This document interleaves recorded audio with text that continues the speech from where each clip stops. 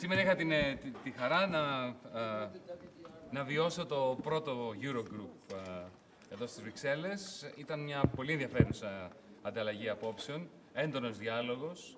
Δόθηκε ευκαιρία σε όλους και ιδίως σε εμάς, που ήμασταν, αν θέλετε, οι τιμόμενοι της ημέρας, γιατί το ένα θέμα στην ατζέντα, στην ημερήσια διάταξη ήταν η Ελλάδα.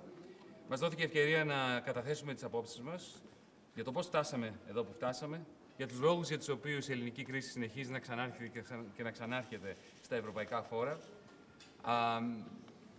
Καταθέσαμε απόψεις που στόχο έχουν τη δημιουργία μιας νέας συνθήκης, ενός νέου συμβολέου με την Ευρώπη, έτσι ώστε η Ελλάδα να πάψει να είναι στα πρωτοσέλιδα, να πάψει να είναι αντικείμενο συζήτηση συνέχεια ξανά και ξανά στο Eurogroup. Η συζήτηση μετά από αυτό πήρε γιατί μιλήσαμε τόσο για την ουσία όσο και τη διαδικασία. Η σημερινή συνάντηση του Eurogroup ποτέ δεν είχε σκοπό να καταλήξει σε μια συμφωνία. Ήταν στόχος της συνάντησης αυτής, γι' αυτό ήταν και ειδική συνεδρία. Ρεξικέλευθη ανάλυση μας για τους λόγους για τους οποίους το πρόγραμμα αυτό δεν βγαίνει και γιατί τα αποδείχθηκε τοξικό και ιδιαίτερα καταστροφικό για την κοινωνική οικονομία.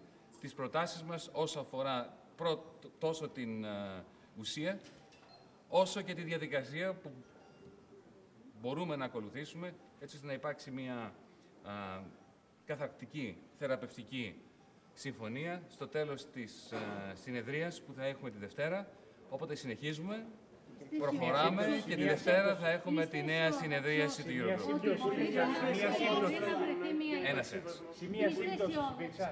Στο ερώτημα αν υπήρξαν σημεία σύμπτωσης, πολλά και με πολλούς. Και σε κάποια με όλους. Δεν πρόκειται να αναφερθώ σε συγκεκριμένα σημεία. Απέκτησαν οι εταίροι επέκταση του μνημονίου. Εγώ ρώτησα αν είστε μετά από αυτή τη συζήτηση, είστε αισιόδοξος, θα φύγετε δηλαδή για την Αθήνα πιστεύοντας ότι θα βρεθεί μια λύση ή είμαστε στο ίδιο Πρέπει πάντα να είμαστε αισιόδοξοι, γιατί η Ευρώπη ξέρει να βρίσκει λύσεις στα αδιέξοδα, τα οποία τελικά δεν υπάρχουν ποτέ στα αδιέξοδα. Από το 1950 έτσι η Ευρώπη εξελίσσεται. Από διαφωνία σε διαφωνία, από κρίση σε κρίση και μεταεξελίσσεται και έχει γίνει αυτό που έχει γίνει.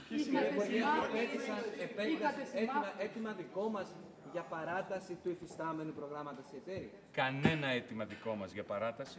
Αν απαιτήθηκε. Γίναν συζητήσεις. Από πολλές μεριές μας τέθηκε το θέμα ότι υπάρχει μια δανειακή συμφωνία και πρέπει να την επεκτείνουμε. Εμείς εξηγήσαμε ότι εκλεγήκαμε με στόχο την αμφισβήτηση της λογικής αυτού του προγράμματος. Δεν έχουμε κανένα πρόβλημα να συνεχίσουμε τη συνεργασία μας με τους τρεις οργανισμούς, με την Ευρωπαϊκή Κεντρική Τράπεζα, με το Διεθνές Νομισματικό Ταμείο, με την Κομισιόν, με τους εταίρους μας, με το Eurogroup, αλλά το ζητούμενο για μας είναι πώς να υπάρξει μια ισορροπία μεταξύ δύο βασικών αρχών που αλληλοσυγκρούονται. Η μία αρχή ποια είναι? Ότι όταν έχεις μια συμφωνία, ένα συμβόλαιο, έχει ισχύ, το κράτος έχει συνέχεια. Μπορεί να μην υπογράψαμε εμείς αυτό το συμβόλαιο, το υπέγραψαν άλλοι πριν από εμάς και αυτό μας δεσμεύει. Την άλλη μεριά όμως υπάρχει και μια άλλη αρχή.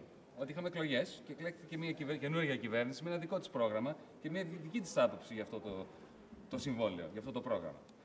Η δημοκρατία τι κάνει? Παντρεύει αλληλοσυγκρουόμενες τέτοιες αρχές.